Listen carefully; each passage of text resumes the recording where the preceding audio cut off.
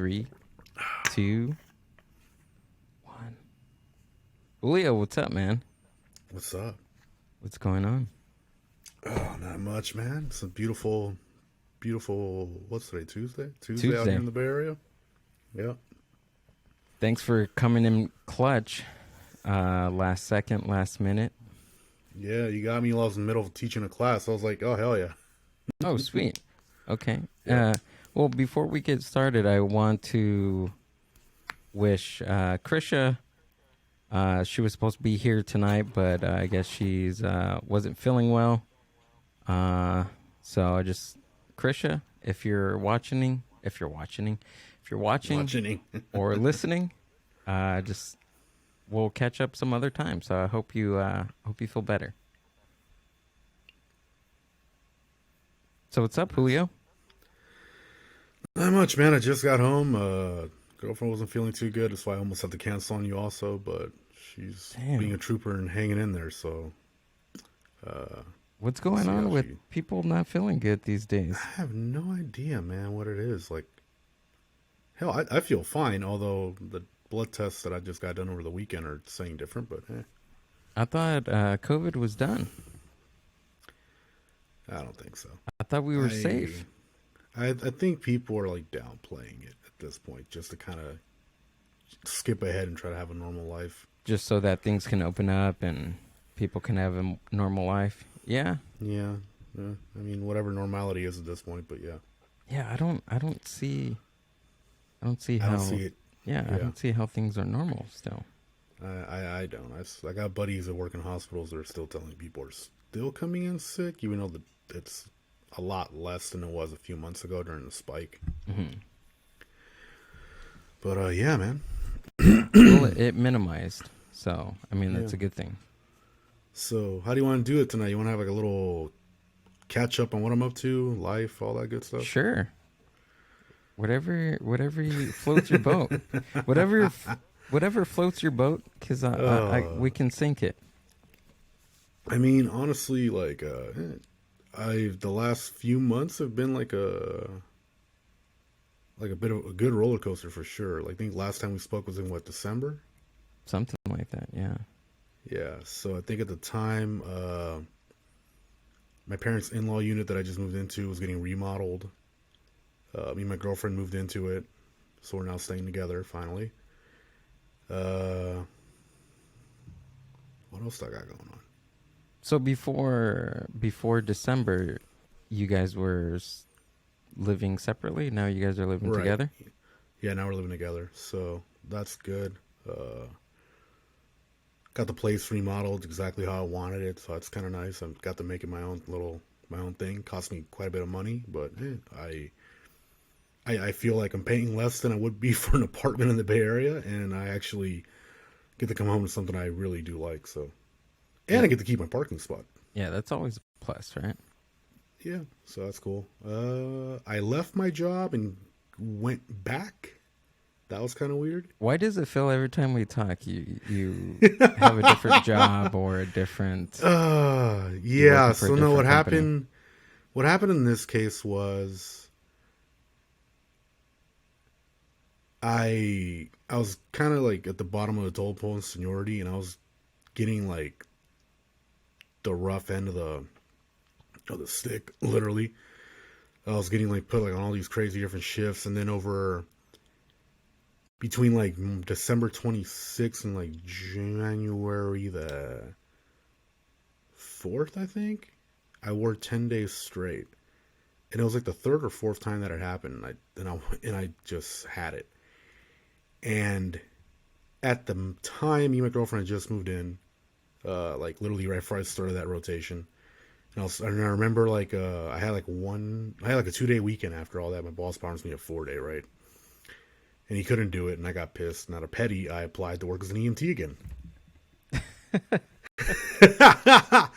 Yeah, I applied to a 911 service provider in the Bay Area, which will remain nameless because I'm going to get to the details of all the red flags that lit up, or that they got put up in the matter of days while I was working there. And, I did the interview and everything. They're like, oh, hell yeah, we're impressed with all your, your background, your knowledge, your history, and all that good jazz. And I took a job offer, right? They were promising to pay me close to what I was making at my current job at the time. They were talking about, though, their union was in contract negotiations, and they were going to be like the second best paid company, at least in the Bay Area, as far as for EMTs and paramedics. And so I was like, okay, I probably won't be taking too much of a loss, maybe $3-4 at the most. And I won't be a supervisor anymore, but I won't have the headaches of a supervisor, right? Yeah. And so, I put in my 2 weeks, and the day that I went to go turn in my uniforms and everything after finishing my last shift, I get a new contract emailed to me, and it was like the new union negotiated contract. And man, I look at what they were going to be paying me, and it was like 23 and some change an hour, and I was like, dude, that's a pretty steep drop. But again, out of pettiness, I was like, you know what? No, I'm going to take the job anyway. Being stubborn and shit. And so I take on the job. I start my first week. I'm in the classroom the first week. And one of the red flags was the paramedic instructor telling us that, oh, we have to have our own personal liability insurance. And I'm like, wait a minute, this is a pretty big company, and you guys are a union, and you're telling me I got to get my own personal liability insurance? In case somebody sues my ass? What the fuck? I can curse, right? Absolutely not. Of course. Sure. We've gone PG since the last time we spoke. Oh, man, come on. Don't give me that. I've listened to some of your episodes recently. I've heard curse words. And so I was like, whatever. I let that slide, right?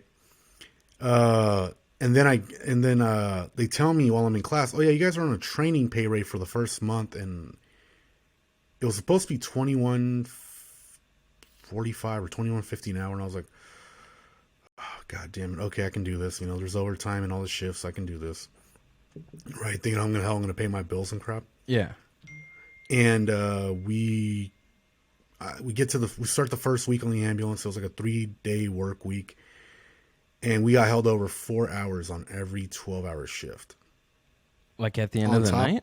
Yeah. And on top of that, I got stationed like further away than I thought I was going to be by like an additional 20 miles. And I was just like, oh, goddamn. So, I got to wake up like at 3:30 in the morning, leave my house at 4, be there at 5 a.m., work till 5 a.m., or so I thought. And also, they told us if you clock in 15 minutes early, we'll pay you for those 15 minutes, but it had to be exactly on the dot, 15 minutes. Never got paid for any of that. So for anybody just listening, can you... Ambulance companies will F you over. Yeah. What do you do? What's your livelihood? What do you do as a... So now, at the moment, I'm currently a road and safety supervisor is my official title for a bus company in the Bay Area. I'm not going to say who they are. They're like a big global company, but they have a municipal contract. I'm not going to get into all those details. And here's the kicker. So, I do my first 3 shifts. I have a 4-day weekend. And then I start my new 4-day work week, which was supposed to be 4 12s if I didn't get held over. Yeah. I'm driving lights and sirens that entire day. And in the morning hours, I'm not going to get into any details, but let's just say the guy who was training me, dude pretty much didn't like the way I was driving, which it's kind of hilarious because I've been an EMT before. I've driven on lights and sirens. I've even been the instructor who taught at the old company I worked at how to drive with lights and sirens, right? And I didn't tell this to the guy. I was like, whatever. This dude's in his like late 40s, early 50s, and he's still an EMT. I'm not going to say shit. Right. But we almost got into it afterwards. Whoa, Gil, what happened there? Do you want to put, I think it was the bell ringing from your phone that tripped it. I can... Let's go with that. That's the guy who's texting me right now about something. Let me just mute the text stream. Tell them we're going on. They know I'm on the Mindbuzz right now. Let me just remind them though. Tell them you're on the Mindbuzz, that they're fucking it up right now. Excuse me, screwing it up. Sorry, producers. There we go. All right, so yeah. Anyway, I almost pretty much the guy got in my face about the whole driving thing, and as that's happening, this is like a crazy moment in time. But my old boss at the bus company I just left calls me and is asking me to come back. Oh. And I was just, and he left me the voicemail, right? And I listened to it like 20 minutes later. I'm like, yeah, you know what? I think I will, because I'm getting like pretty badly screwed here. So I took the offer and I resigned later that day. And 2 days later, I was back at my old job. Damn, that's fucking nuts, dude. Got a little pay raise out of it, and got the schedule that I wanted. And yeah. Damn. It's funny Yeah, how once you do that to a company and they think about, you know, how much they value you being there, and they just have to you just have to dangle something over their head so that way you can get what you want. And it was crazy was like, it wasn't so much the money that was bugging me, it was just like the inconsistent crazy scheduling of, oh, can you do this? Can you do that? Can you come in? Can you come back in 10 hours? I'm like, dude, I'm trying to live my life. Like, yeah, I was barely home to oversee the remodel of my place. I had to kind of like do stuff via freaking like FaceTime and get photos and shit, and like make decisions on the fly while my contractor was at Home Depot picking stuff out. So, you know, like all that, I was like, what the fuck? But yeah, no, it worked out. It's worked out pretty well so far. Today I was actually in the classroom. I covered for one of the instructors and just was teaching new hire stuff, showing them videos and all that jazz. And yeah, it's worked out pretty good. I'm happy with how everything worked out. And also, you know, I can at least say I did 911 for like 3 weeks, and it just wasn't my thing. Like, I liked it. It was cool, but I forgot how much my body aches after a day of like literally racing around and like help people out that are injured and hurt and sick and all that. And as much as I appreciate what my friends that are working in that environment do right now in healthcare, whether they're in an ambulance or a hospital or whatever, I realize, man, it's something that I did, like I said in the past, and it's something I can leave behind in the past because I enjoyed it back then. I don't think I enjoyed it as much this time around. Why do you think that you don't enjoy it as much? Is it because you've been doing it for so long? I think that's part of it, dude. Because like a lot of my past jobs were very public service oriented, like first responder type roles. And I think I think being an EMT, I peaked in it. That's where I peaked as far as like satisfaction for the job wise. And now I'm just like, man, you know, I could honestly do anything else in my life at this point and it wouldn't bother me. I don't want to be one of those guys who's like in his mid 40s burned out from having like, you know, whether it be worked in an ambulance or whatever, and just like can't feel compassion for people anymore and want to help them with their issue or with their problem. You know, not that I wouldn't do what I have to do, but I feel like I wouldn't wake up every day happy about it. I'd be like that old grumpy guy, like that salty ass motherfucker that everybody can't stand. And I don't want to be that guy ever. Well, at least you identified that early on before you became something that you didn't want to be. Right. That, and in total, I took a $10 an hour pay cut, and I was like, yeah, can't do this. Yeah, well, that will change anybody's decision on what they want to do. Oh, yeah. Totally. Dude, and the only check I got from those guys, and I think I racked up like almost 70 hours. No, actually, no, I went over 70 hours for sure. I had like 80 something hours, and I only got a check for like $1,000. So clearly what you're doing on this show is filing a labor claim, right? Yes, I am.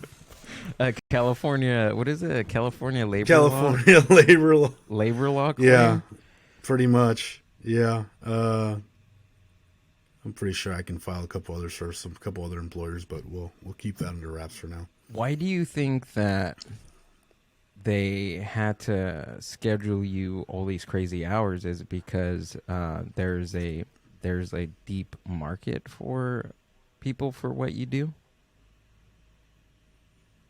Like, is there a huge need for EMT drivers?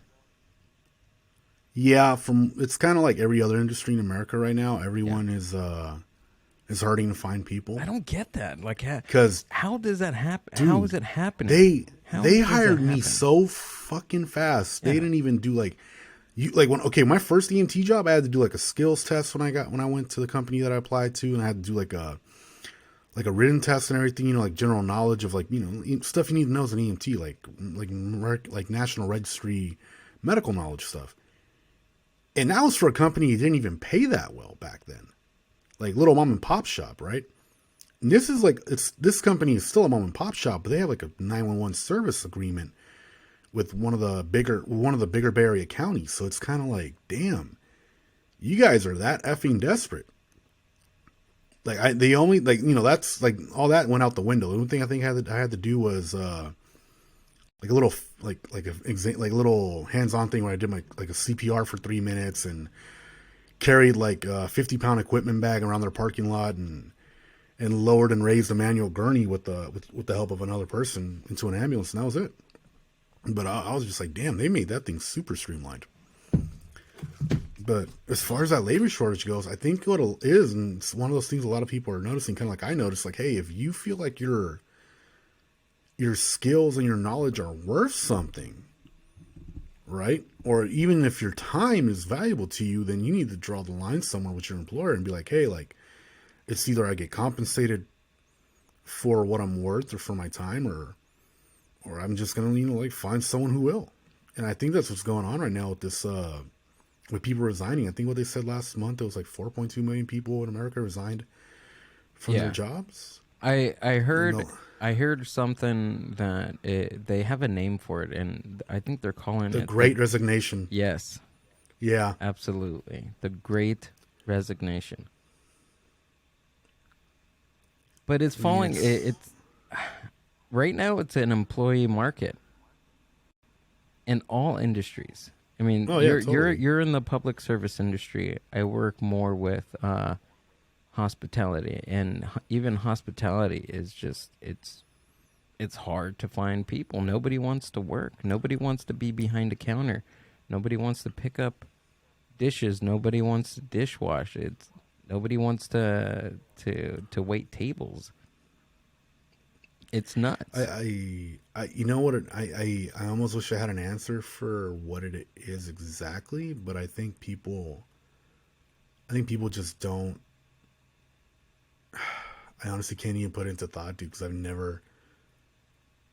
This is something that's obviously never happened in history. At least I think you and I can research, right? Like, I mean, the numbers show for themselves month by month. People are resigning or switching jobs or going back to school for stuff. Like absolutely, that's true. I think that's something that like a couple of like reports have noticed that like there's people switching industries. So they're like either, you know, learning a trade or they're getting like a license to become truckers. I mean, we have like a huge trucker shortage, and even that's one of those things where I think I saw an article this morning on Facebook that says we don't have a trucker shortage. As far as like we don't have enough truckers in this country, I think we have a trucker shortage because a lot of truckers don't want to work for a private distributor that's going to take most of their pay while they drive a truck for them. Right. That belongs to them. So they're probably starting their own, you know, smaller business, smaller company. Exactly. Taking a 1099 or they're out. driving, right, and, you know, driving for themselves and being their own independent contractor.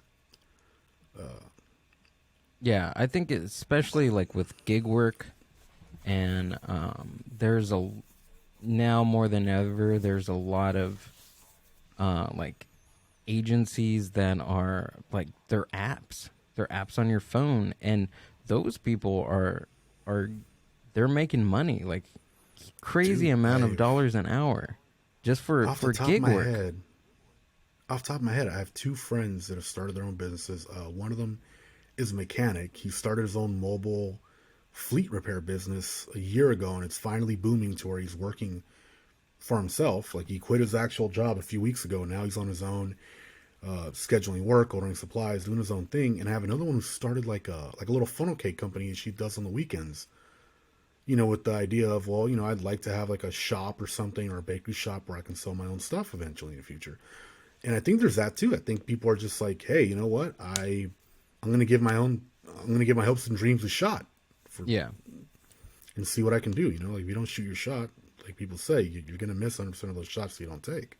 Yeah, I think there's a lot of that going on too. Absolutely. I think what the pandemic did, it housed people indoors or outdoors, whatever, Mm-hmm. really thinking about their livelihood, and they made the decision to either go back to work for a company or start something yourself. Right. And Yeah. that has a great, I think it has a huge impact on how and what the labor shortage is today. I mean, if I started my own company, I don't know. But the thing is, and I've researched, like, I think depending on what kind of entrepreneur you want to be, you can still have a 9 to 5 job. I mean, you just have to Oh yeah. manage your time correctly. I mean, you can still get that paycheck every 2 weeks, but And benefits and all that stuff. Yeah. still have an extra income. If you're doing events on the weekend, or You and I are here on a podcast right now, recording for fun. if you're starting your own podcast company, or if you're a blogger, or if you're just doing remote work on your off time that you're not in the office, Yeah. right? It's kind of crazy you mentioned those two things. I've started vlogging, and me and the guys obviously started a podcast over a year and a half ago, and it's like the time management skills, they come in clutch Yeah, for sure, because you absolutely. have to like the more stuff you add to your plate, you're literally taking away more time from your day. Like I think I used to have a lot of time to just sit around and be lazy. Now it's like, well, I got to go to the gym, or I got to go Yeah, do this, or I got to like run this important errand, or I got to help my parents out with something here and there, or like I got to devote time to my girlfriend, take her out places, So it's like every minute now from the second I wake up till I go to bed is like it's valuable as hell. It yeah, has to be used as something important. Like not that I don't have downtime, I do. I schedule that downtime and I enjoy it, but I know that like I have 3 hours to chill here and there, like maybe throughout the week, and then I have other hours where I'm devoting like to you right now. I could just be lazy right now, chilling in bed. Actually, I have a video to edit. I have a video to edit. That was my plan for tonight. When you hit me up, I was like, oh, I'm just gonna put that aside. it's all good. You can do it after. Yeah. Oh yeah, totally. I've gotten to the point where I can do it in like 10 minutes, and it'll take me longer to render than anything else. The What the pandemic has taught me is, I time management, especially with something that you do that's like content Enjoyable. creation, enjoyable. Like it, I after this starting this thing, that I call the Mindbuzz, it helps me with time management. Like I never used a calendar before, and like Dude. planning your day and just setting out blocks of time for your day, throughout the month, booking stuff, Mm-hmm. uh, you know, like you said, adding, a couple of hours for the gym. My girlfriend gets upset with me because on my days off, right? There's days where she just wants me to be home and be lazy. Hmm. And yet I have like, let's say I wake up at 8 a.m. in the morning on Saturday and I have errands to run, right? Depending what they are, depending what time the businesses are open till, I literally put like hour and a half to 2 hour or maybe 1 hour blocks of drive here, do this, and then drive here, do that, drive here, do that. And then by the time it's all said and done, it'll be 3 p.m., 4 p.m., and then I'm free. And she's like, you don't really rest. I'm like, well, I have shit to do. And it's important that I get it done. And that's one of those things, like we're coming back to time management. It's like I don't think in the past I was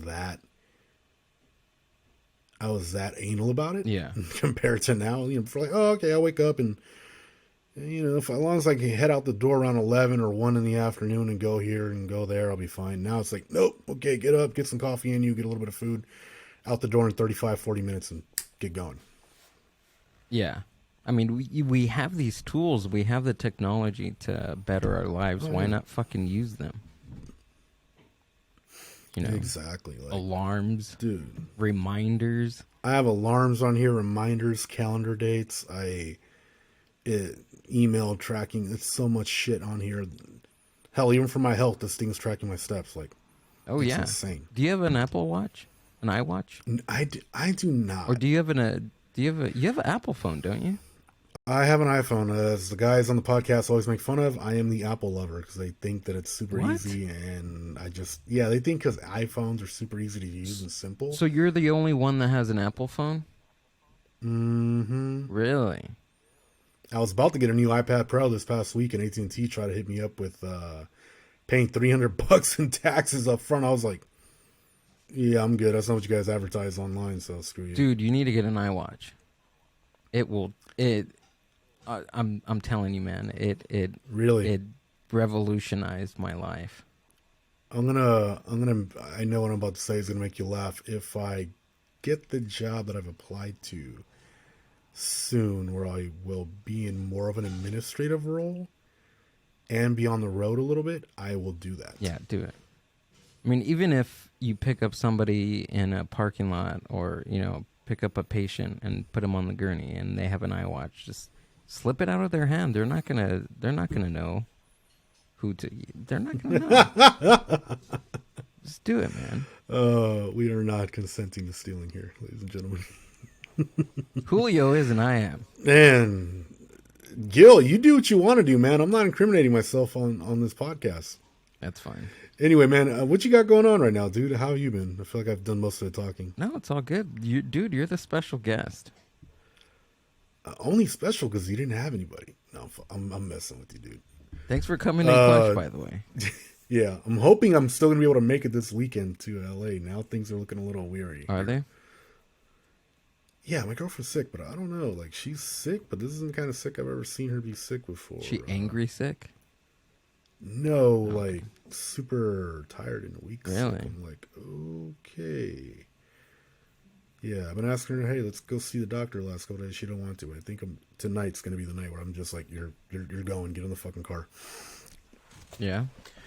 Yeah, so I'm probably going to be in the ER in a couple hours, sleeping on a bed or something there with her. Who knows? We'll see. Is that what I'm praying I don't, but yeah.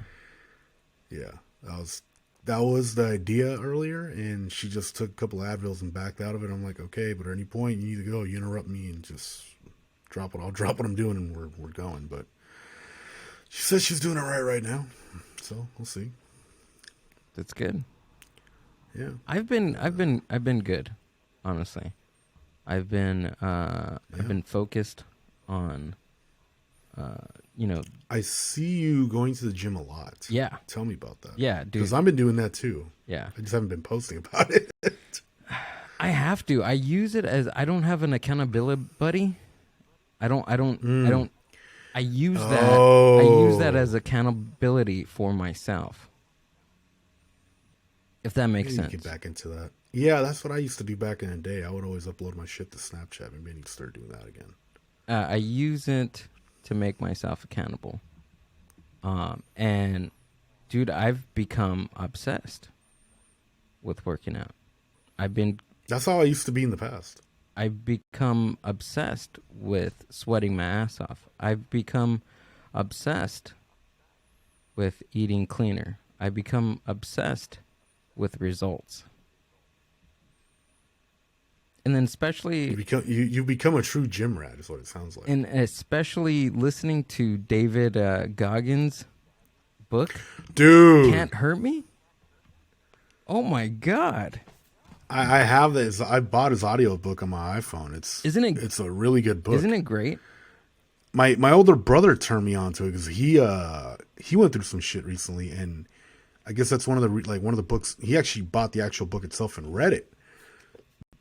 And kind of like looked him up first, and that's how he found out about him, and that's what helped him get through some stuff. I've always seen him. I've always seen clips of him on the Joe Rogan Experience. I've always seen. I follow David Goggins on Instagram, and same on Instagram. I see his live videos. He doesn't have like a YouTube channel, but I've noticed like he has a lot of content from like being a guest and a voiceover, right? On people's videos and stuff, like motivational videos for sure. Yeah. When you hear his story, even though he says that, story. Yeah, even though he says that motivation is shit and that you need to be driven, and motivation does zero for yourself.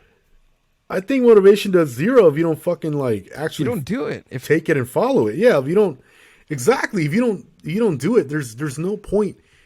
There's no point in telling yourself or trying to put into fruition something if you're not taking actions towards getting it started at least, or getting it going, or getting it done. absolutely, it becomes wishful thinking. Wishful thinking. If you just take one motivational quote or one motivational story and you just listen to it and you're just like, oh, okay, well, this makes me feel some type of way. But if you're not taking action towards that, I listen to his book at least 2 or 3 gym sessions a week while I'm in the gym. Like cause I'm taking it in chunks. I don't want to like just listen to it while I'm driving. What's the point of me listening to it while I'm stuck in traffic? Or I'm gonna be yelling at the cars and drivers around me. I'm not gonna like really pay attention to what he's saying. But when I'm in the gym, I'm so focused and honed in that it just works for me. Really? Okay. Yeah. I can listen to audiobooks and podcasts when I'm lifting weights, but like because I do a lot of cardio. Like most of my stuff that I've been doing a lot of cardio. And I do about an hour of lifting weights. So that time I listen to the book, or I listen to a podcast. And then after that, when I go into my jogging portion of my workout, then I just throw some mean, angry punk music on, and that just keeps me. It just fucking pumps me up for that full hour. Keeps your heart rate going. Yeah. Nice, dude. Yeah. You're doing better than me. The most I spare is like an hour of workout a week.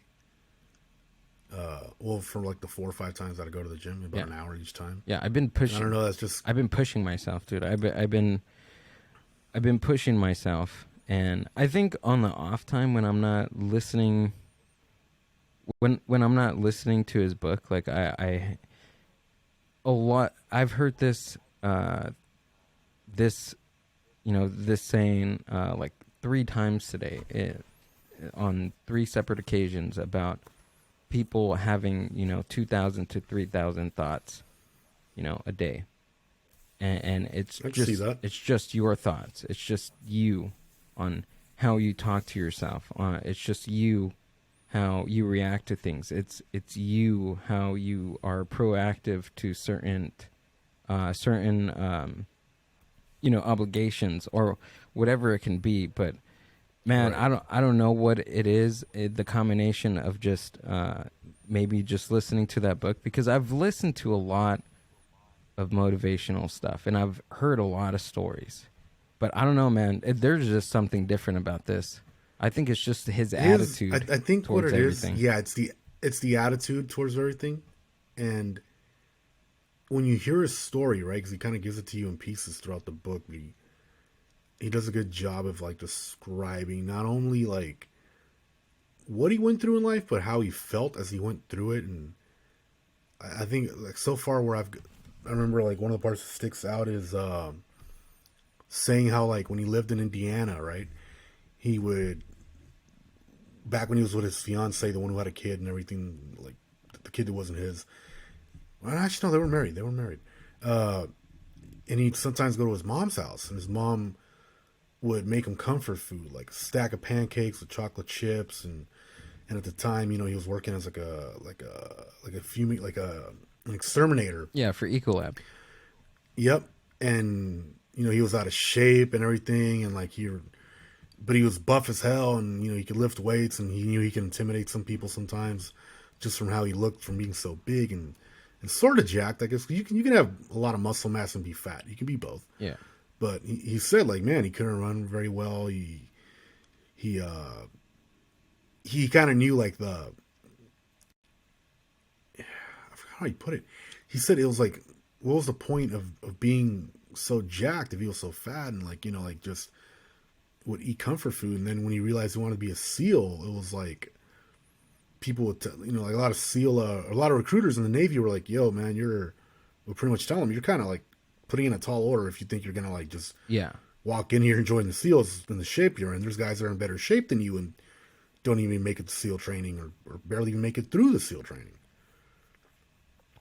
I think that for me is something that sticks out when you're like, you have a dream, but you have a dream. It's one of those dreams that like it's one of those things you have to step up to a challenge that someone is giving you the opportunity to step up to, right?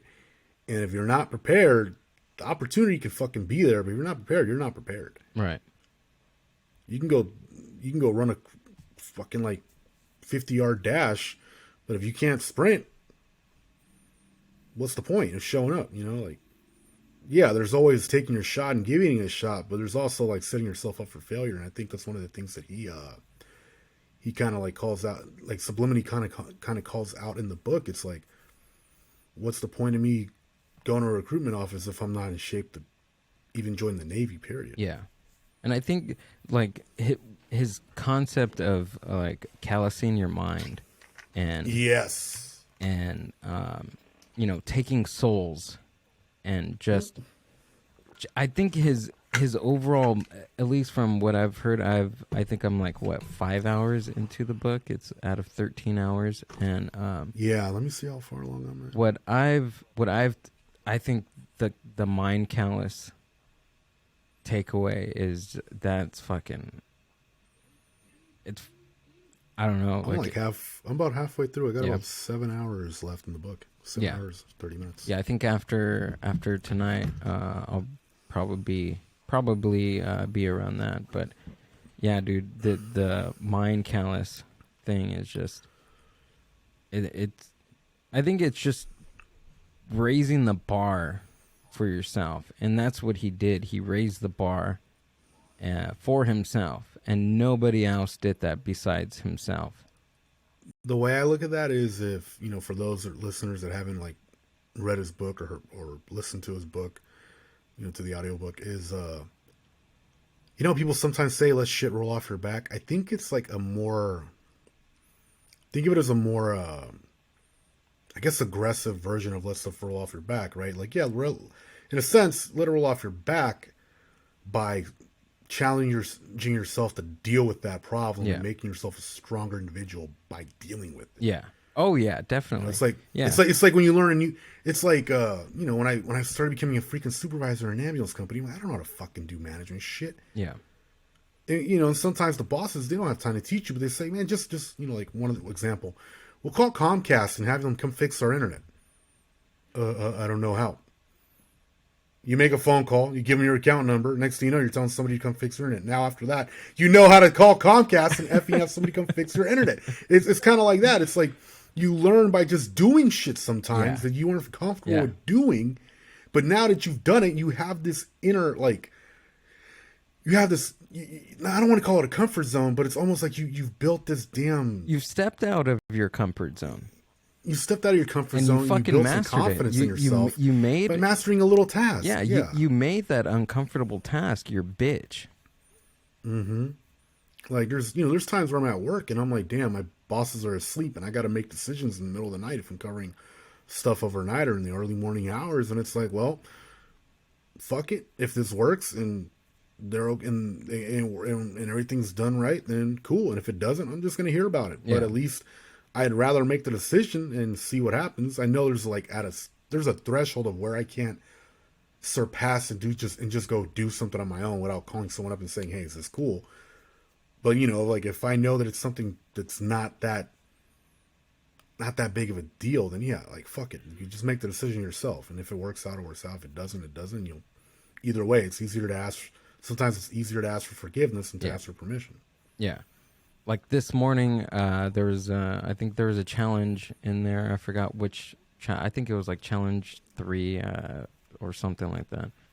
Challenge 4 or something, whatever. I can't remember. Anyways, in the morning, he was challenging. I guess the reader, the listener, challenging me to step out of my comfort zone and go for things that are not easy for you.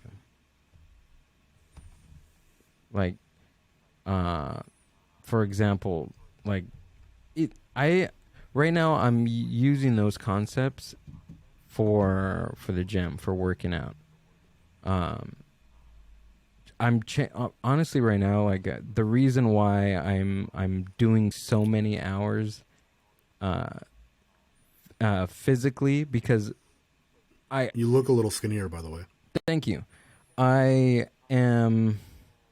I've always thought to myself as a very mentally strong person, Mm-hmm. and I've never been, the most fit. I've never been the most athletic, and um, that was a challenge for me. Right now, what I'm doing, being obsessed with the gym, is a fucking challenge for me because there's some times in the morning where I'm just like, fuck, like I just want that extra hour of sleep. This morning, perfect perfect example. This morning, so I Mm-hmm. made an appointment for myself for hot yoga, and that's Ooh. regular vinyasa yoga for With the temperature turned up for in the room. 60 minutes in a 95-degree sauna room Ooh, for an hour. dude. Now, mind you, Damn. I'm not a yogi. I've Right. practiced it. I practiced it maybe about a month, 2 years ago during the pandemic because Mm-hmm. I figured like fuck it, I'm gonna try it. But Right. I rose to the fucking occasion because I was like, you know what, fuck it, I'm gonna do this. I'm gonna fucking do it, and if I fail, then I fail. At least I fucking tried. But I'm not gonna. Failure is not an option at this point. So this Right. morning, last night, I did 2 hours at the gym before coming home. I was fucking beat to fucking hell. I was chafed. My legs were Dude. chafed. My legs were they're gone. They're fucking dead. I could barely walk into my house. I showered, went home. I laid down. I actually dehydrated myself last night. I I was dehydrated when I got home. I had to force myself to eat because I was getting stomach cramps. I stopped sweating at the gym because I sweat so much, and there was no more liquid. There was no more fluids in my body. There was no more fluids in my body. So I was getting a headache. I was getting cold sweats. My lips were chapped. My mouth was dry. I just How exhausted. high was your heartbeat? I don't know. It was just fucking. It was just bumping like everything. I couldn't feel Dude, my that body. I know that's what I'm saying. When you're telling me, I'm like, holy shit! How did you not kill yourself last night?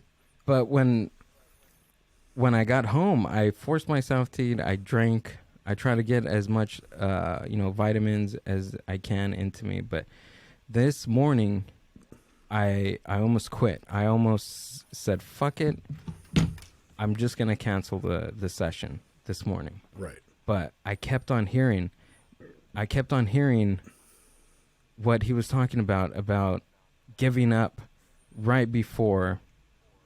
What does he say? Like, you give up too Stay soon. hard. Yeah, I would have given up too soon. I would have given up too soon, and Yep. most of us do that. Most of us give up way too soon that we have the potential for. So I said, "Fuck it, you know what? I'm just gonna go anyways, and maybe I'll take it easy, maybe I'm not, but at least I fucking showed up. At least I'm there." Right. And throughout that full hour of 95-degree sauna, doing the yoga, I think after that I was just like, this is amazing. Like, I could have quit. Like, I would have stopped. I would have stopped. Right. But I kept But going. instead, you kept pushing yourself to just keep stay in it. Yeah. I'm chasing the pain. I'm chasing what is hurting me, because I've always I was the kid in school that never went to PE. I've always skipped PE. I hated PE. So did I. Like, I I back in high I know what you school, mean. I would ask for at least a first period PE or sixth period PE, so that way I can just not Get it over with, just not go. or just not go. Just not Yeah. go and just go straight to second period, or if it was sixth Or period, go home. I would go home straight after that. Yeah, so I Damn, think dude. right now I am in. I I'm obsessed right now. I'm just obsessed with results, physically. dude, you're in it. You're in the zone, man. You know what you want. You're going for it. I did that years ago, but that ain't the motivation behind it. Was I was trying to become a cop, so once I realized, oh, like departments are taking my applications, I'd scored like a good written test exam score. I was like, oh, now I got to drop like fucking 70 pounds, and I fucking went nuts. I was swimming 3 times a week. I was in the gym 5 to 6 days a week lifting weights and doing cardio in the gym. I was jogging 3 to 4 times a week. I was dropping like 12, 13, sometimes 15 pounds a month, which is insane. And honestly, I don't even think it's really that healthy to lose that It's much weight not. that It's. fast. I think I heard it's something like 2 pounds a week. It's Is yeah. I was there was weeks where I did 2 pounds. There was weeks where I did 3.5, yeah. 4, and I'm like, holy shit! And like my waistline is shrinking. And I think I went from like 285 to like 198, and I looked like a fucking brick wall. It was crazy, but I was like, damn, I couldn't. I hurt my back at the gym I think like 8 months into that year. I think I was back in like 20.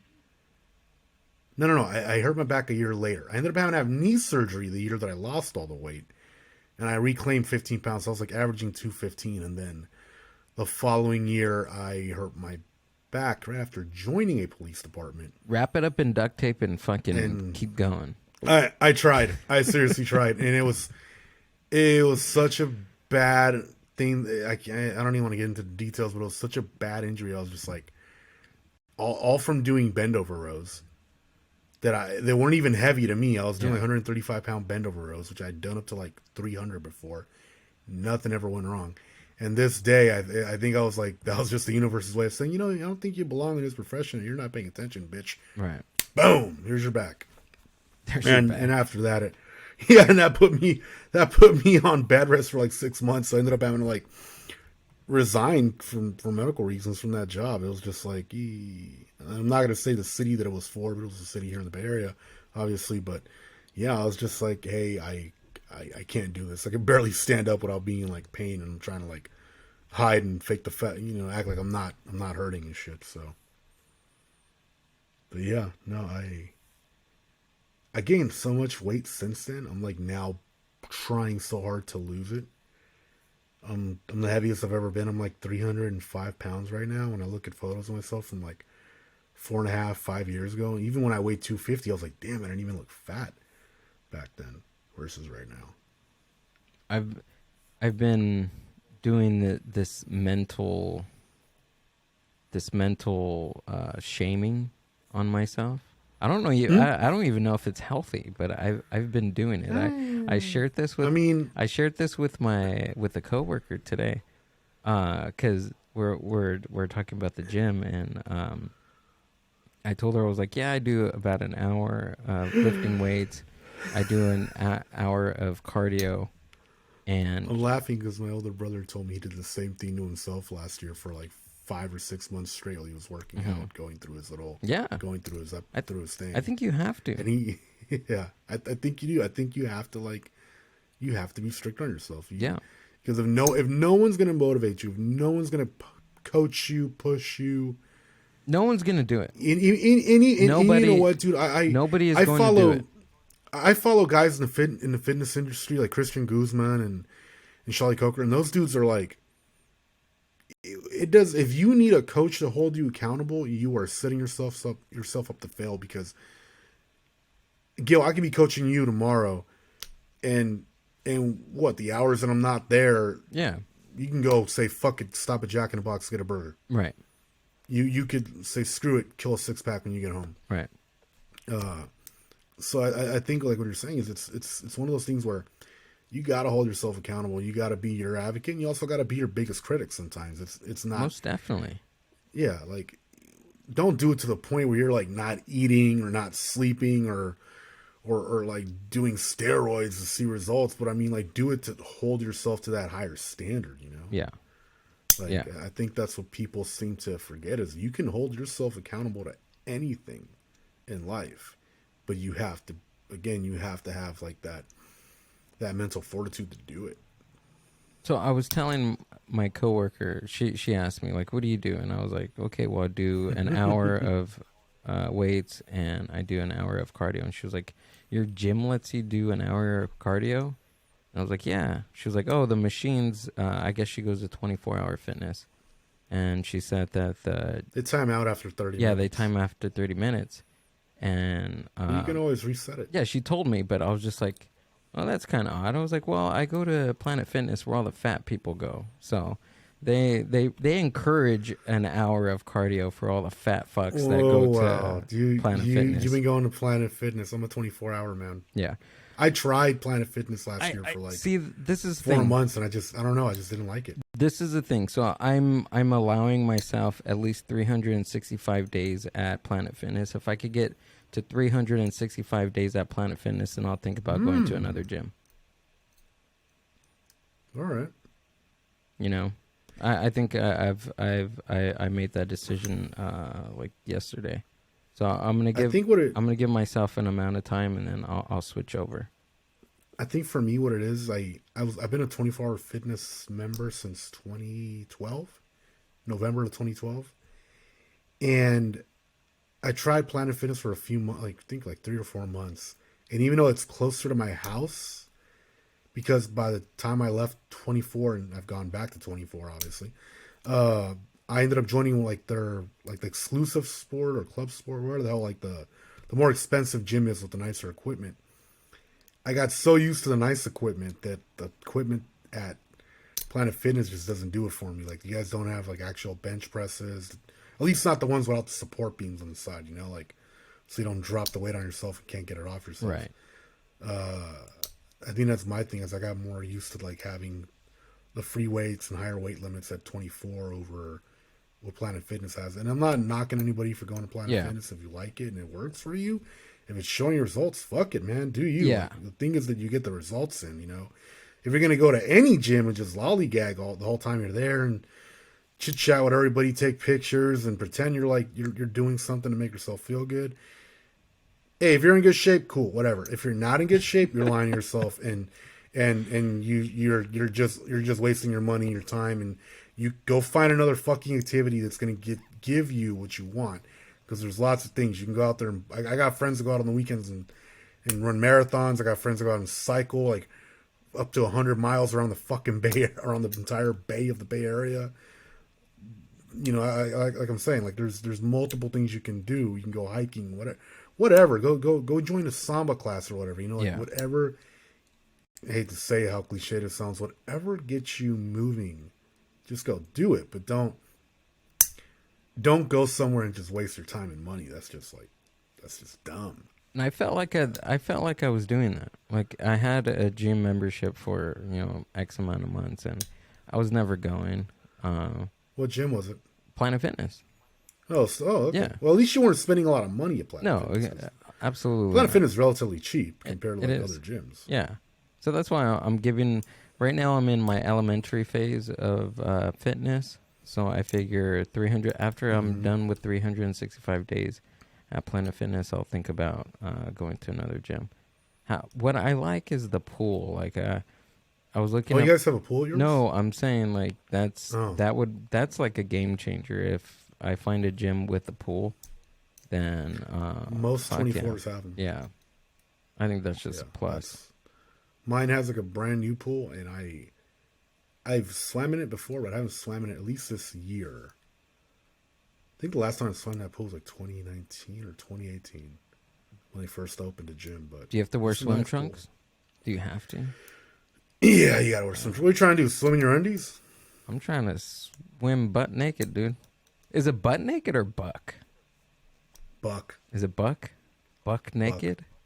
Buck naked. I don't get why. That sounds weird. Buck. I know, right? Like it sounds like you're fucking hunting a deer. Maybe that's where they. Look at that buck right there.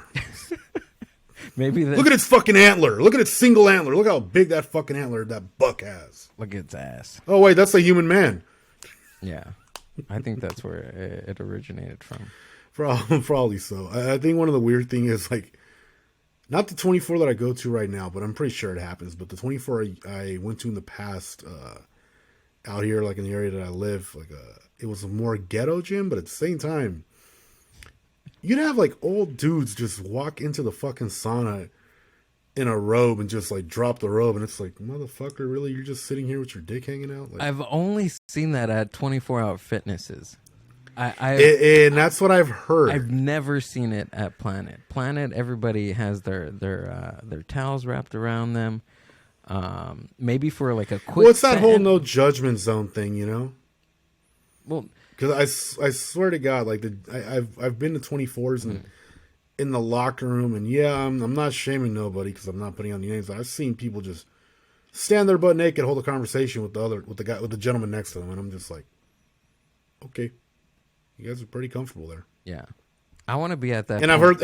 I've heard the girls telling me the same thing. Like the older ladies that are there do the damn same thing, and it's just like, what the fuck? I want to be so positive, body positive with myself that I'm able to do that. Same. I think, but dude, but it's all a mindset. Even if you're comfortable with your body now, you can still do that, right? I think it's just your mindset and just the way that you perceive your physical body and your mind. It's funny you say mindset and like how you, we're talking about appearance at this point. Earlier, I was talking with one of my co-hosts from the Innermonolog podcast, and he was telling me how he recently lost some weight. You threw a little plug in there? Okay. I threw a little plug. Who was it? Who were you talking to? It was Ricky. It was Ricky. Okay. It was Ricky, why did I? And he was. I guessed well, right. I don't know, right? But he was telling me like because he recently lost like 15 pounds, just playing soccer. Again, get moving and lose weight.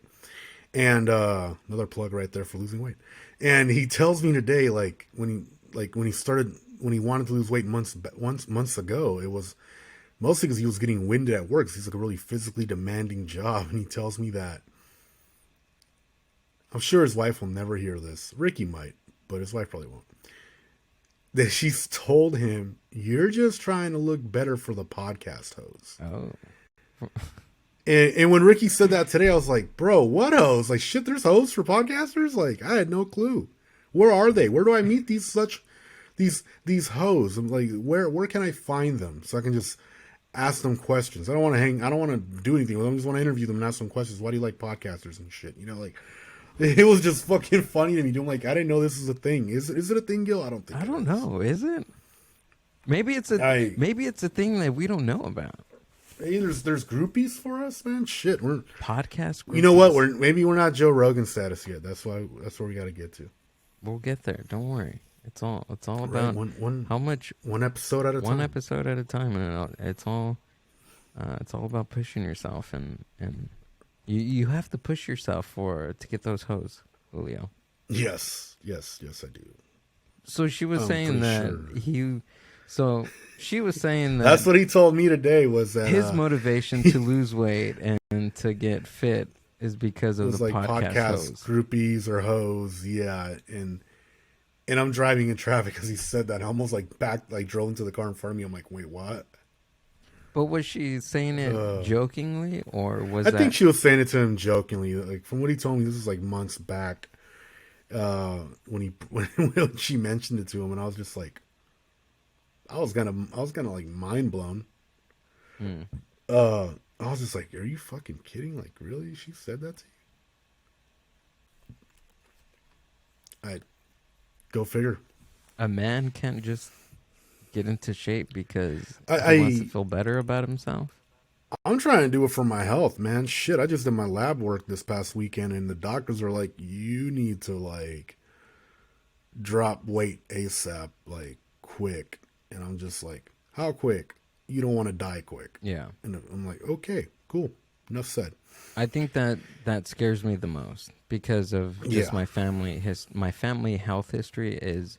We're Hispanic. There's probably high blood pressure, diabetes, and there some other chronic illnesses that revolve around the liver and kidneys and around the heart, maybe even some in the stomach too. So yeah, I see where you're coming from. Shit, dude, the last few months I guess at this point I'm diabetic, and I hate that because I told myself I wasn't gonna let that happen because my grandmother died of diabetes, and mom's been dealing with diabetes for like the last 30 years of her life. Wow. My dad became diabetic like 10 years ago. And that's crazy because he's 81. It just happened like in the last 10 years. like the switch got flipped. Yeah. And he was generally pretty well. He worked out a lot and he worked a lot, but he wasn't a healthy eater. But he was always able to like maintain the weight, and Right. keep it off. But Yeah. yeah, like I recently got diagnosed with it like a while back. But I've had high blood pressure for the last couple of years, but my girlfriend's been helping me diet finally, like kept me on a diet.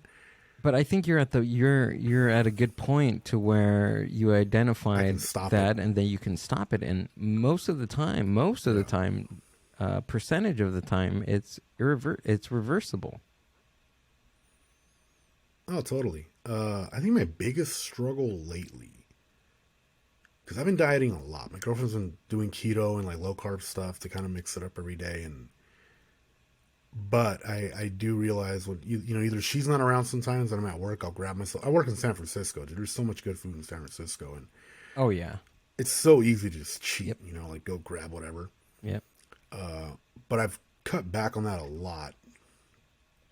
But there's times where me and her go out and we just get stuff. We just get whatever we want, you know.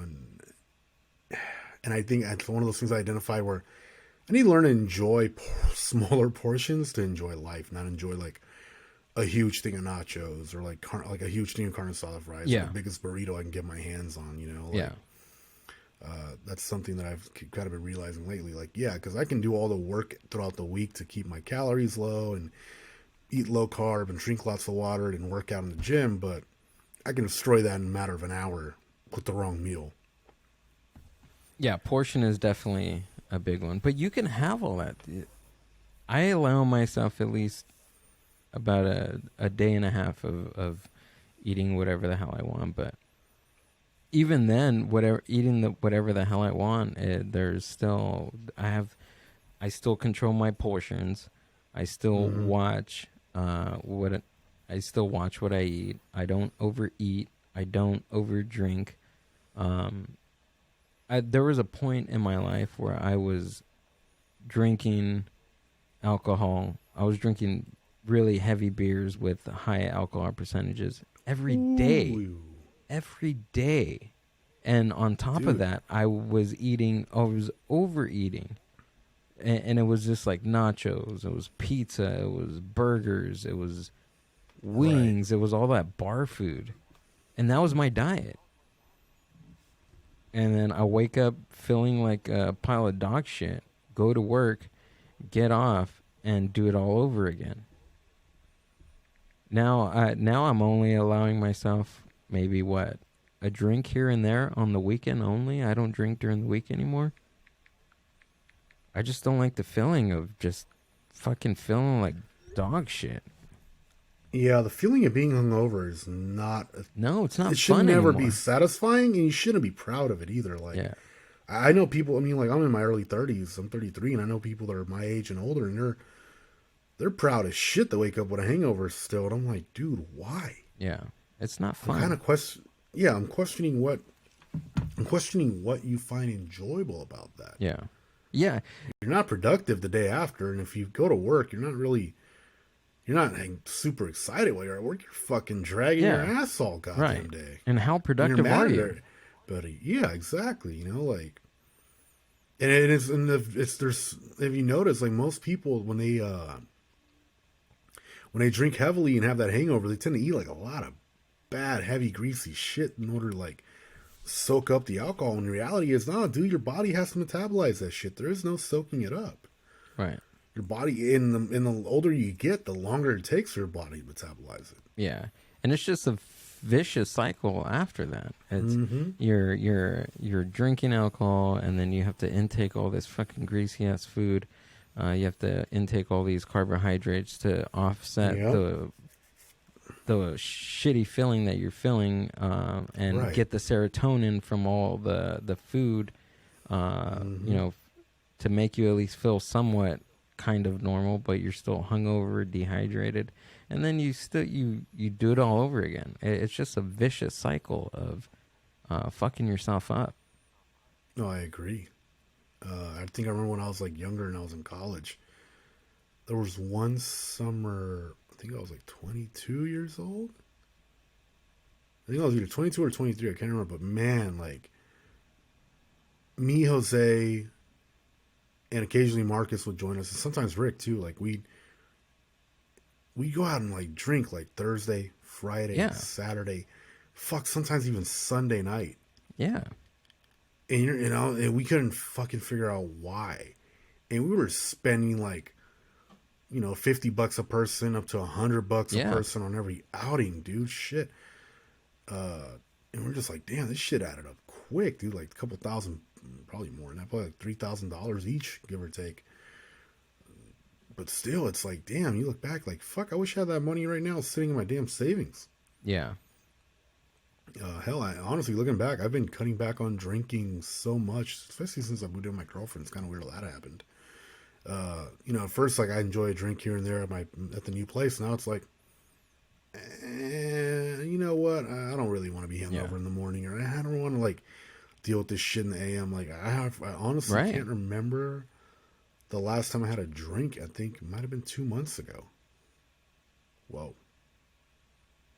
Wow. Okay. That might have been a while back. Yeah, no, I'm thinking about it right now. That was a while back.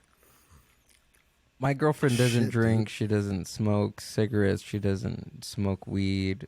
She barely touches alcohol. And honestly, that's something that I really needed. That's my girlfriend too. That's something that I've really, really needed without even knowing. Because when we first got together, dude, I was still in my habits of drinking, eating like fucking... You like shit all the time? Yeah. Yeah, eating, drinking, and just like... I would see the look in her eyes. Like, she wouldn't tell me that because... She wouldn't tell me how she would feel about me ordering a drink at every meal, at every occasion, every dinner that we would go out to. She never wanted to say something because she was always just like... We were barely dating, and she didn't want to, like, She don't want to, I don't know, she didn't want to say anything because she felt like it wasn't her place to say anything, right? Which I get. But I kind of had that, like that happen with my girlfriend too. When she met me 2 years ago, just over 2 years ago, I just quit working as a supervisor at the ambulance company that I was at. And I remember I think from like December up until maybe like the week before I quit, I was going out binging whenever I had days off with coworkers. Like, go to a bar here, go to a bar there, get a couple drinks, or get fucking shit faced. I think my boss called me one morning and I was like, like, are you sick? No, I'm hungover. Oh, well, I'm here in the office. Can you tell me where you left A, B, C, and D? I'm like, yeah. He's like, okay, I don't feel bad for waking you up. I'm like, whatever. I don't feel bad. And yeah, that's what he told me. That's what the jackass told me. Fuck him, he knows who he is. But yeah, I remember I was like drinking like crazy, and it was funny as an EMT that was, looking back, that's something that I recall doing. I always had like, that's terrible as an EMT. There was times here and there where I would like if I had like a really rough week, and it was finally my Friday. Mm-hmm. Oh, dude, I'd come home, kill a 6-pack of like an IPA or something really heavy. Yeah.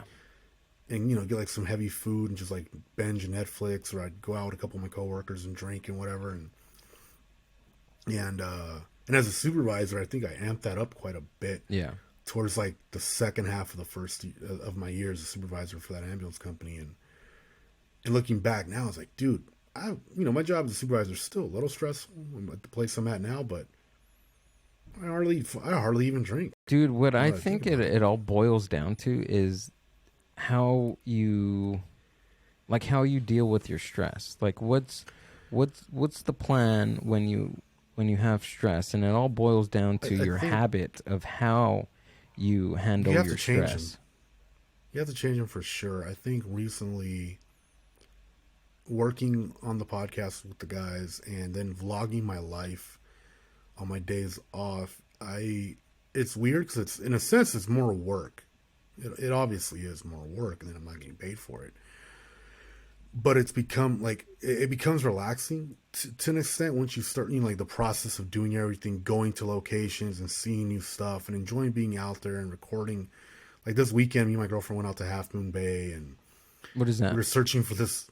It's like a little city along the coast. Okay. Like it's like about probably 30, 40 minutes south of San Francisco. It's like halfway to Santa Cruz. And we were heading out that way looking for this lighthouse, and it's hilarious because we kind of got trolled by social media twice this past weekend. We eventually found the lighthouse, and it was like the area for the lighthouse itself is fenced off with locked fences and barbed wire.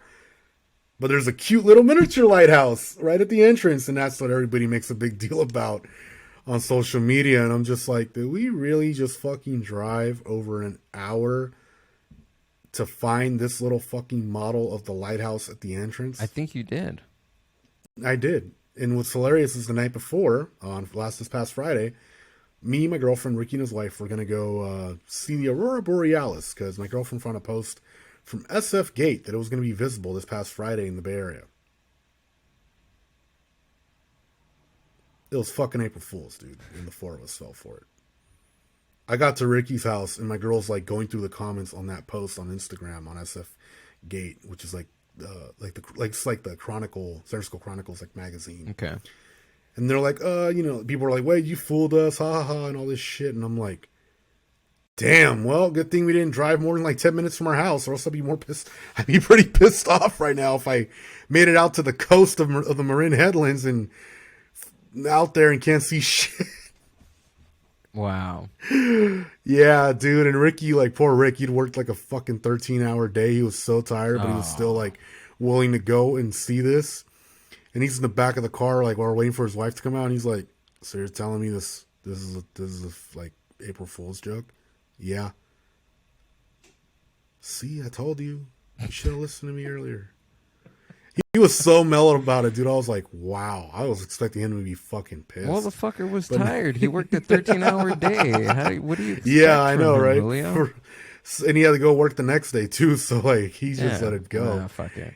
And it was hilarious. His wife got in the car, and we told her, yeah, there's actually an April Fool's prank. We just found out. And she's like, oh, gosh darn it. No, they were pretty good sports about it. I was just like, well, fuck it. At least I'll put gas in my car. And the next day we went down to Half Moon Bay, and that was pretty nice too. We found some really nice flower fields, took some pictures alongside of US 1 and whatever, and all that good shit. And it was cool, got to see the ocean and all that. That was always a nice thing. I know I live in the Bay Area, but I don't really go to the coast like I used to when I was living in the city when I was a kid. Dude, I love the beach. I know. I love the beach. You still working on trying to get a house out in Long Beach? Yep. I hope you do one day. It's gonna take it's gonna take a couple of years, but it's gonna happen. I'm assuming that's gonna be one fucking fat down payment you gotta put down. But it's gonna happen. I'm I'm working on getting a new car. Oh, nice! What are you trying to get? 20. I know you're not a big car guy, so no, a 2022 CHR by Toyota. Those are actually pretty cool. I like cool. the styling on them. They're cool. They're really cool. And they're Toyotas. They last forever. I've always liked the hatchback look, and now I'm really digging the crossover looks. The crossover combined with that, 'cause you get to sit a little higher. You still got some roominess and a little bit of functionality to it. No, I get it. Yeah. I like how those things look, man, honestly. Make sure you get one that's built in Japan and not in Mexico. Toyota's quality in Japan is far superior than what they build in Mexico. Mine is actually on it's on the vessel coming from overseas. So it's like wow, brand new coming off the lot. You actually put an order in. Mm-hmm. Dude. Yeah, I went to You're the second person I know of that's done something. I went to the dealership, put a deposit, put my name on it, so that way it shows sold into their inventory. Mm-hmm. So that when it gets to the dealership, they'll call me. I'll head over to the dealership, pick it up and sign the paperwork. Drive it around. If I say yes, I want it, then we start the paperwork. Yeah. Nice, dude. That's pretty cool. Yeah. What color did you get? I got blue. No. I try to get the blue, but my girlfriend was just like, don't fucking get the blue. I see him. Fucking Dodgers blue color. Yeah. I tried, but you could have got the white roof. You're going to get the white roof with the blue body, weren't you? No, no, I wasn't gonna get Yeah, that. yeah, No, you would have. no, I got. Yeah, you fucking would. I'm just messing with you, I dude. got no. I got the gray, uh, Mm-hmm. the gray limited edition, and Ooh, damn. with the black rims. Like the specs on it are fucking phenomenal, What dude. was that? Like 30 grand? Uh, what is it? 29, close to 30. Yeah, Nice. Yeah, no, I like how those things look. I was thinking about getting something like that, or even getting the Honda HR-V those are nice when I too. was at they're nice, Yeah. and I was just like, yeah, it would have been a little cheaper than my Accord, but at the same time, I like a good sedan. Mm-hmm. I guess, which is kind of weird because a lot of people don't nowadays. Everybody seems to buy a crossover. Mm-hmm. Well, I do a lot of. See, this is the thing. I do a lot of like camping. I go to the beach a lot. Right. I No, it's perfect. You put a roof rack on the roof, and you put a surfboard up there. I exactly. I want to do all that. That's the plan. I feel like the car I have now. I have a fucking 2004 piece of shit Toyota. The only thing that I told my girlfriend about that I'm probably gonna miss with this older vehicle is that Uh-huh.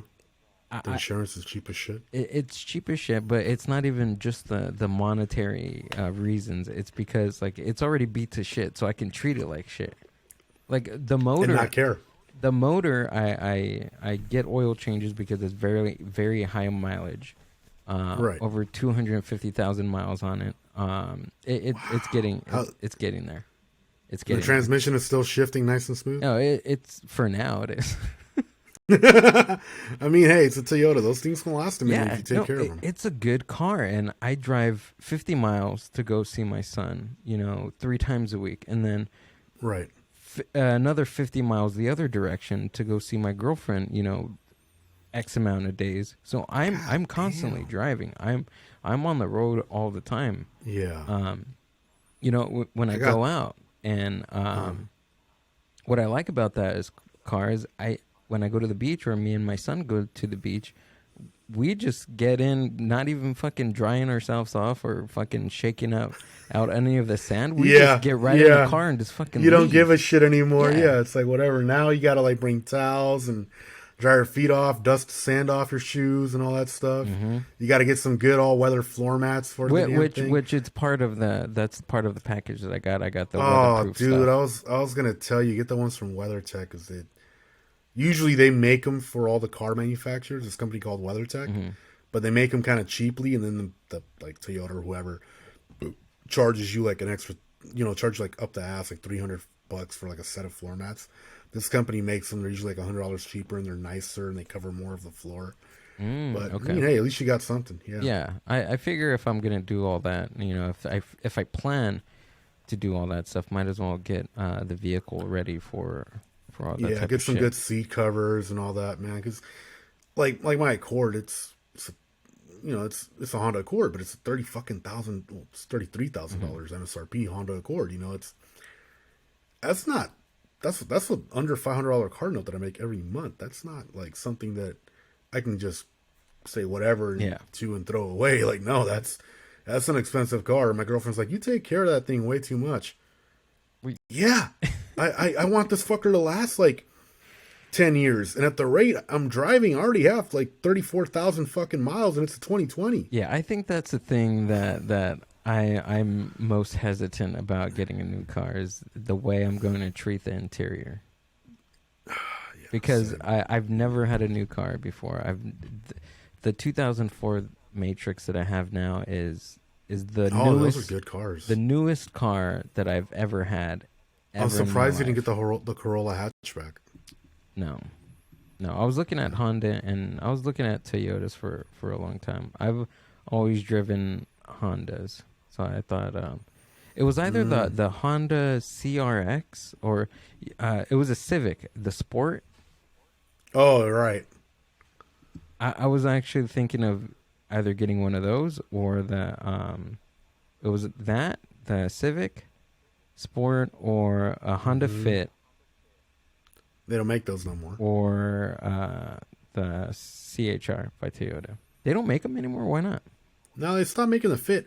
Did they really? Apparently, when they brought the freaking damn it, I forgot, HRV Hmm. over to the U.S., it dried up their Fit sales because everybody was Wow. like, "Well, I can get this thing right here. It's only a little bit more expensive and only drinks a little bit more gas, Hmm. and it's a little bit bigger and a little bit higher off the ground, and it's still a hatchback." And kaboom, everybody went for that.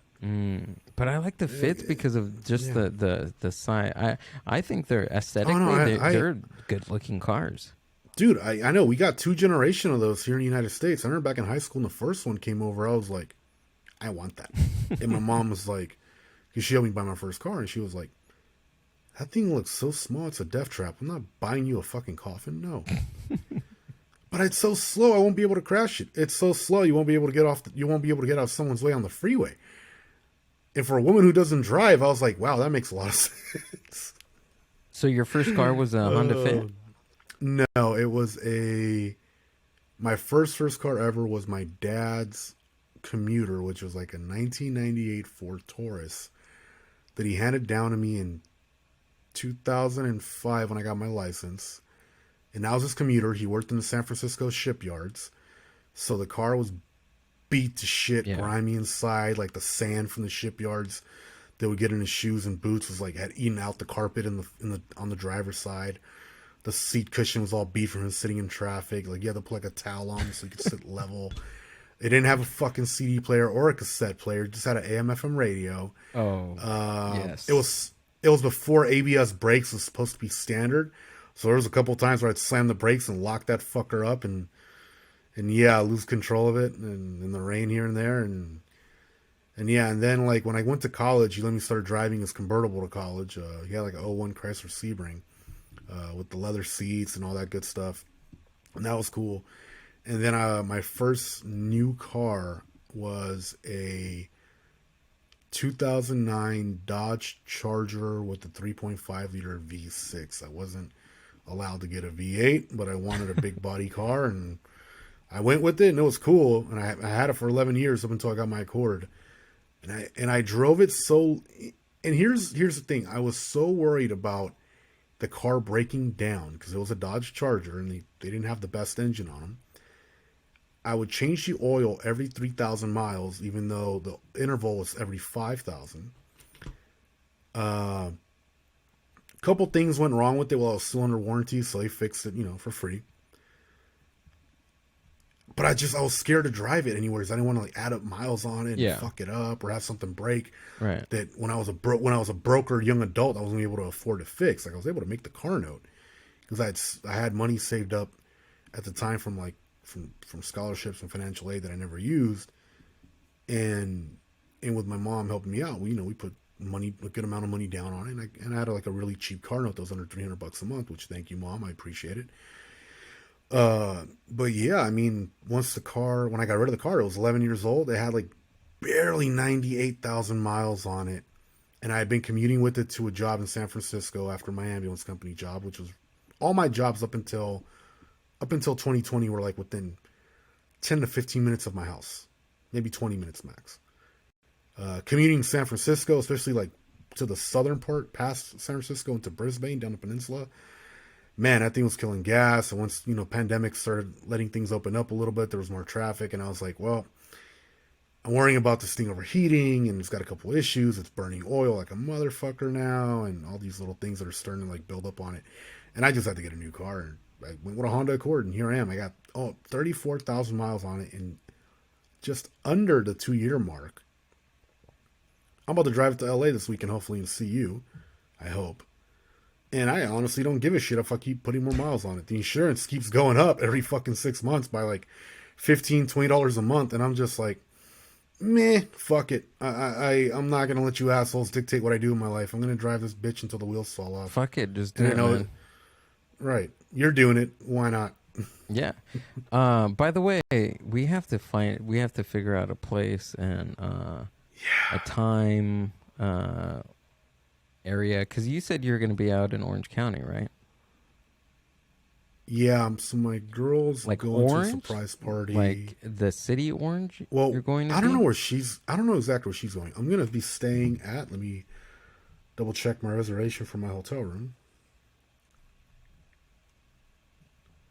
Ladies and gentlemen, Julio is going to bless me with his presence hopefully soon.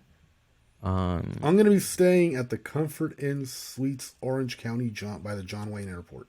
John Wayne Airport. So I'm going to be staying in Santa Ana. Oh, Santa Ana is not too far from me. That's what, like 40 minutes out? I told her, like, we'd probably go out and have some drinks, and she's like, are you going to drive to him? I'm like, I was thinking about it. You better have him come and meet you. I'm like, we can do that. Well, because I don't drink and drive, dude. So if anything, we can meet around where you are at, and and we'll I'm sure some like good restaurant or something. We can go out. I'll look for something nice. So you said you're gonna be around John Wayne Airport. Yeah, I'm gonna be staying around the John Wayne Airport. Matter of fact, let me look at it on the maps here and see where. Really, fucking Expedia's app just opened because up. Over here, because I'm working that morning, but by my work they're having like a wrestling match or something. Really? by our sports bar that's over here by my job, and Jasmine St. Clair from ECW. Hey, yeah, you just had her on. I listened to that episode. You had her. Yeah, she's gonna be there in Pomona. So I was thinking of maybe stopping by that, or I don't know, dude. There's so many things that we can do, especially in Santa Ana. There's good places over there. We'll find. Yeah, something. that's what I've heard. I'm sure we'll find something to get ourselves into for sure. We'll find something. Yeah, but till then, dude, Julio, thanks for popping in and having this conversation with me. Thank you for having me as always. It's always a pleasure for you to let me talk nonstop for like over 2 hours sometimes. Marcus loves it. Ricky can't stand it. Jose is very neutral about it. But tell us where we can listen to and find Innermonolog podcast and Life with Julio. All right, let's see if I remember everything. So as far as the podcast goes, it's the Innermonolog podcast. Monologue spelled MONOLOG. Pretty much mono and log at the end. You can find us on YouTube at the Innermonolog podcast. We got some good content going. We've done some mid-season changes, but we're about to finish our third season. We got a fourth season coming up. You can also find us on our Facebook page, again, the Innermonolog podcast. We're on Instagram at the Innermonolog podcast.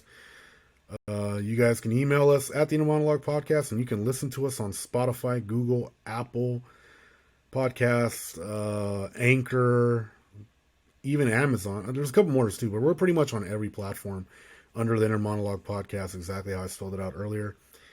And as far as for me and the guys goes, three of us have our own YouTube channels going now. I have Life with Julio, where I do like little vlogs of what's going on in my life. I vlogged me moving out into my new little home, to going out on trips. I'm probably going to vlog you and me hanging out this coming weekend. Hopefully I make it down there. At the moment, things are looking a little shaky, but I'm praying that they work out still. Jose has his Mo Boxing No Problem channel, and he's doing great. He's whooping my ass on the views. But then he's got a good niche going. And Marcus has the Goofy Hunter Academy, and that's doing well too. So you guys can find us on all those avenues. Yeah, give us a listen, watch our videos. Heck, I always tell the audience, you guys could like leave us comments on our social media platforms or in our videos, like questions you want answered. We can answer them on the next episode. We're posting one video a day now, Monday through Friday. Sometimes we'll do a bonus on Saturdays. We're doing like 8 to 15 minute segments now and posting them up daily. Ricky, that was a lot. I have to write all that stuff down. Ricky, we need you to start a YouTube channel. I mean, he's getting ready to become a father in a few months, so I think his priorities is that. Yeah, dude, right there, that's a good niche. First time father. I mean, think about it, Ricky. I know, right? Like I think I brought that up to him. What to expect when you're expecting? Ricky, get on it, bro. Right? I'll be on your show. I'll talk about my experiences with my oops. But other than I might that, start my own podcast on the side, I'm thinking. yeah, do it, dude. I'll be on. Maybe do like a car-focused podcast. Oh, that'd be cool. Car guy of the crew. That'd be cool. Yeah. Yeah, definitely. All the links to Julio's stuff and the Innermonolog stuff will be down in the show description. Thanks, everybody, for listening. And if you're on YouTube, thanks for watching. I really appreciate it. Krisha, I hope you feel better. And I want to hear about your psychedelic mushroom experience. So hopefully you feel good. And I am awaiting for that. So hopefully you feel better. And I think get well soon. I think that was another one. And thank you, everybody, for listening and watching. I love you all. Peace, and I'll see you on the next one. Julio, I'll see you. Hopefully, we're gonna see each other this weekend. So, dude, I really hope so, dude. So it's gonna be sweet. Recording, and I'll tell you what's going on. Okay, I gotta go. All right, everybody, I gotta go. I love you all. Bye bye. The Mindbuzz Podcast.